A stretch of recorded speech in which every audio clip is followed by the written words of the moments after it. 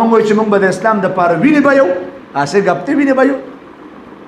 خو که ته وایې چې نه هغه خپل حق ادا کړی دی مونږ کمزوري یو نو بیا یاد ساته ګورې استاد په هره خبره کې بیا ګوره زورونه مه ورکوه چېرې چې استادانو څه کړي دي استادانو دا وکړه چې 10 سپارې درته ووړې راشه چېرې چا په پلار کې دومره پاور وینو دلته او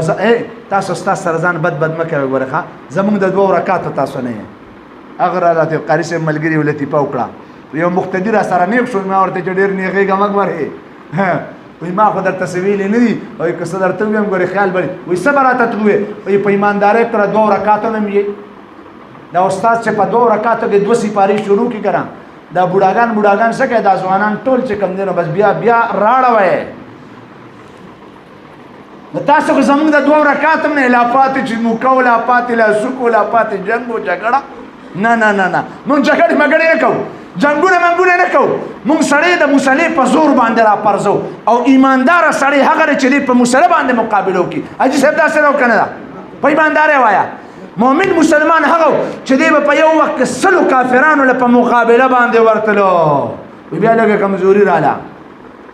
بیا ورته 10 کړل 20 بیا ورته وایي زه اوس چې دومره شي چې دی د 2 مقابله کوي مونږ حیران په دې یو مولوي صاحب چې کوم دی د نیمې سپارې نه واړې نو مونږ د 2 سره مقابله څه کوي د نن زمانې مسلمان د نیمې سپارې مقابله نشي کولی لا پاته به کافر سره په توره او غاړه غټی او بیا به جنګ ورسره کوي نه یاره دا ډېره لویه خبره په خپل جومات کې د پکي د لاندې نیمه سپاره نشو اورېد او مونږ وایو چې مونږ به د اسلام دپاره وینې به یو هسې ګپتې وینې به یو نیمه سپاره اول پریکټس وکړه نیمه سپاره وره پس د هغې نه بعد بیا وینې به یوه امریکې له به دا چلو کړو هندوستان له به دا چلو